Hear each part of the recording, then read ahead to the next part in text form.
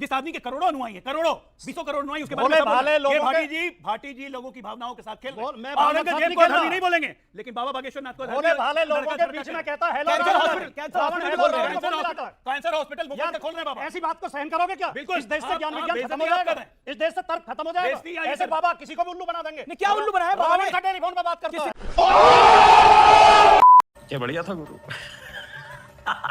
मेरा सवाल एनडीए से है, अगर एनडीए इस बार जीती तो सरकार पटना से चलेगी या दिल्ली से चलेगी? ये बहुत बढ़िया सवाल है भाई। अरे उसने तो अपने भाई का गला कटा, बाप को जेल में डाल दिया। हमारे पास ऐसे मौजूद हैं जो बाप को पार्टी से बाहर निकाल देते हैं, राष्ट्रीय अध्यक्ष से हटा देते हैं। मॉडर्न औरंगजेब है हमारे पास। अच्छा ठीक है, रुको जरा, सबर करो। केवल इनके उस पर इतनी टिप्पणी करना चाहूंगा कि ऐसे लोग भी मौजूद हैं जो अपने गुरुओं को, मैं भी नाम नहीं ले रहा, मैं भी नहीं ले रहा, मैं भी नहीं ले रहा, जो अपने गुरुओं को मार्गदर्शन मंडल में भेज देते हैं। ऐसे लोग मुझे क्रेडिट नहीं चाहिए। चल झूठा। नमस्कार दोस्तों, स्वागत है आपका गोदी मीडिया शो में। दोस्तों वीडियो बहुत ही मजेदार होने वाला है, क्योंकि आप लोग जानते हैं कि राजकुमार भाटी अपनी वाक्पटुता के लिए जाने जाते हैं। वो कोई तथ्य बताते हैं तो लॉजिक के साथ बात करते हैं, जिसका जवाब गोदी पत्रकारों के पास नहीं होता है। आज आप देखेंगे गोदी पत्रकार गुल्लू किस तरीके से एक्सपोज होता है बागेश्वर बाबा की साइड लेने पर, क्योंकि राजकुमार भाटी ने ऐसा जवाब दिया कि गुल्लू बिलबिला कर रह जाता है, जिससे डिबेट में भारी बेइज्जती हो जाती है गुल्लू की। तो बने रहिए इस शानदार वीडियो में अंत तक। पिक्चर चालू करो बे। ओके, हम अधर्म की राजनीति नहीं करते। बागेश्वर बाबा पे तो इनके विचार भी काफी वायरल हुए पड़े हैं। ओके बोलिए। ये तो बागेश्वर बाबा को गाली दिए थे ना आपके शो में। नहीं, मैंने बागेश्वर बाबा को गाली दिया था भाटी जी ने आपके शो में। अब आप ऑन एयर गया था। आप कृपया बोलना मैं कभी किसी को गाली देता ही नहीं हूँ, लेकिन मैं धीरेन्द्र शास्त्री को बाबा नहीं मानता। 28 साल का लड़का है, अनपढ़ है, उसे ना कोई ज्ञान है, ना शास्त्रों का ज्ञान है, ना संस्कृति का ज्ञान है, ना धर्म का ज्ञान है। वो ऐसी बातें बोलता है, बीच में ना चिल्लाएं कृपया। होंगे आप ये मत बोलिए उनके बारे में। मुझे बोलने था, मैं अपनी बारी पे बोल रहा हूँ। देखिए, जो आदमी ये कहता हो कि जिस लड़की की मांग में सिंदूर है समझो प्लॉट की रजिस्ट्री हो चुकी है, मैं उसे साधु मानने को तैयार नहीं हूँ। जो आदमी वहां मौत हुई है प्रयागराज में, जो कहता हो स्वामी विवेकानंद कितने साल के थे जब शिकागो में उन्होंने भाषण दिया था? स्वामी विवेकानंद 50 साल के थे, 28 साल के थे। अरे चाटना है चाटिए, जितना चाटना है चाट के लाल कर दीजिए। स्वामी विवेकानंद, स्वामी विवेकानंद वैचारिक संत थे, बिल्कुल आध्यात्मिक संत थे। उन्होंने कभी ऊंच नीच नहीं की। बिल्कुल। ये बाबा कहता है एक अनुसूचित जाति का व्यक्ति आ गया, कह रहा मेरे पैर मत छूना, पीछे हटो, पीछे हटो, तुम अनुसूचित जाति के हो। ऐसे लोगों को आप बढ़ावा देते हैं। ये घोर जातिवादी, घोर पाखंडी आदमी है। हम ऐसे लोगों का विरोध करते हैं। 100 अनुसूचित जाति की बहनों की शादी बाबा ने अपने खर्चे पे करवाई। उनको पलंग से लेके उनको एक चीज तोहफे में दिया। ये कह रहे हैं अनुसूचित जाति के लोगों को भगा देता है। जिस आदमी के करोड़ों अनुयायी हैं, करोड़ों 20 करोड़ अनुयायी, उसके बारे में भाटी जी लोगों की भावनाओं के साथ खेल रहे हैं। औरंगजेब को धर्मी नहीं बोलेंगे, लेकिन बाबा बागेश्वर नाथ को भाले लोगों के बीच में कहता है कैंसर हॉस्पिटल खोल रहे हैं, कैंसर हॉस्पिटल मुफ्त में खोल रहे हैं बाबा। ऐसी बात को सहन करोगे क्या? बिल्कुल। इस देश से ज्ञान विज्ञान खत्म हो जाएगा, इस देश से तर्क खत्म हो जाएगा। ऐसे बाबा किसी को भी उल्लू बना देंगे। नहीं, क्या उल्लू बनाया बाबा ने? टेलीफोन पर बात करता है।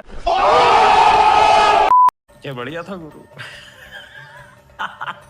रावण से, अरे सरेआम उसका वीडियो देख रहा। एक सेकंड, बोला मेरी रावण से बात हुई, मैंने कहा हेलो डियर रावण। नहीं, बड़ी इंटरेस्टिंग बात है। बाबा बागेश्वर आपको पाखंडी नजर आ रहा है और उसके बारे में आप ये सब कुछ कह रहे हैं। इस देश में चंगेजी सभाएं, नहीं मुझे बोलना पड़ेगा सर, मुझे बोलना पड़ेगा। आपने बाबा बागेश्वर के लिए बोला, जो कि कैंसर हॉस्पिटल उन्होंने बना रहे हैं, और चंगेजी सभाएं कब से चल रही हैं?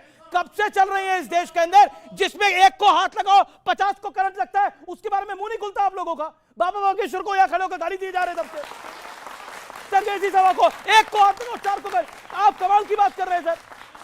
मैं कह रहा हूं चंगेजी सभाएं जो लगती हैं, एक को हाथ लगाओ 50 को करंट लगता है, एक को हाथ लगाओ 50 को करंट लगता है। उसके बारे में कब बोला आपने किसी मंच से? खुला नहीं छोड़ना चाहिए, ऐसे लोगों को जेल में डालना चाहिए जो काटने की बात करता हो। देश की सारी कोई भी हो चाहे। देखिए, बाबा को प्रधानमंत्री बना दीजिए। ओके, बाबा इतने ही महान है, उन्हीं को प्रधानमंत्री बना दीजिए ना, सारी समस्याओं का हल हो जाएगा।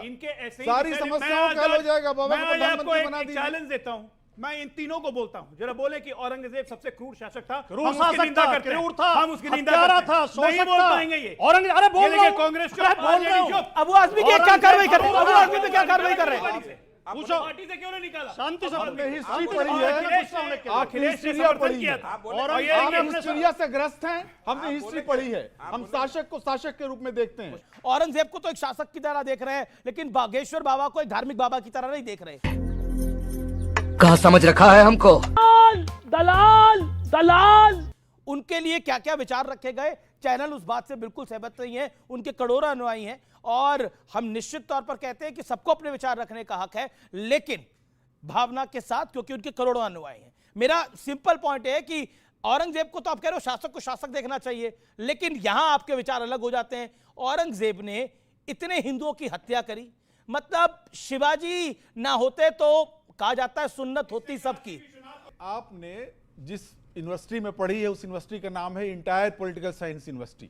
बिल्कुल नहीं, मैंने उस यूनिवर्सिटी में पढ़ा है, नहीं सुनना पड़ेगा आपको। आपने बोला आप औरंगजेब को अगर महान बताने पे उतारू है, मुझे अगर विश्वास आप है कि नहीं सुना होगा औरंगजेब को आपने। महान बताने पे उतारू है तो मैं बता सकता हूं। और अरे जो दिल्ली में चांदनी चौक पे शीश गुरुद्वारा किसके लिए, किसका शीश काटा गया था वहां? बात करते हैं आप जिससे आप शासक बोल रहे हैं। अरे उसने तो अपने भाई का गला काटा, बाप को जेल में डाल दिया। हमारे पास ऐसे ऐसे मौजूद हैं जो बाप को पार्टी से बाहर निकाल देते हैं, राष्ट्रीय अध्यक्ष से हटा देते हैं। अभी बदत है भाई, अभी बदत है। मॉडर्न औरंगजेब है हमारे पास। अच्छा ठीक है, चलिए विषय ओके ओके ओके राजकुमार भाई। नहीं, केवल इनके उस पर इतनी टिप्पणी करना चाहूंगा कि ऐसे लोग भी मौजूद हैं जो अपने गुरुओं को, मैं भी नाम नहीं ले रहा, मैं भी नहीं ले रहा, मैं भी नहीं ले रहा, जो अपने गुरुओं को मार्गदर्शन मंडल में भेज देते हैं, ऐसे भी लोग हैं। गुरुओं का भी अपमान करते हैं। चलिए विषय पर आ जाते हैं। अब बहुत हुआ इसके ऊपर। अयोध्या में इनकी सरकार ने, उत्तर प्रदेश सरकार ने, योगी जी की सरकार ने मंदिर के नाम पर बड़े बड़े आर्थिक घोटाले किए हैं, जमीनों में बेईमानी की है, बाटी जी, गरीब अयोध्या में लोगों आपको को राम उजाड़ा मंदिर है। नहीं दिखता, घोटाले ही दिखते हैं। अब आप सवाल पूछ रहे हो, सवाल यही है मेरा, सवाल आपको अयोध्या में राम मंदिर नहीं दिखता, 500 साल बाद राम मंदिर बन गया, आपको घोटाला दिख रहा है। मंदिर घोटाले के जवाब मंदिर दे की दिया। महाकुंभ में आपको लाशें दिख रही थी, आपको अयोध्या मंदिर के की लोगों छत ने टपकने लगी थोड़े दिन बाद इलेक्शन में घोटाले राम के पथ जवाब आप ही कई के जगह सहयोगी से बोल फंस रहे हैं, गया। कई किसानों के साथ बेईमानी हुई, जांच चल रही है, जमीनें हड़प ली गई। इसी का परिणाम था कि अयोध्या की सीट हार गए। मिल्कीपुर कौन और जीता? अब ये कह रहे हैं कि अयोध्या मिल्कीपुर के कौन बाद जीता? मथुरा की बारी है, तो मिल्कीपुर इसका में मतलब जमानत मथुरा जब में क्यों हुई? बेईमानी करेंगे।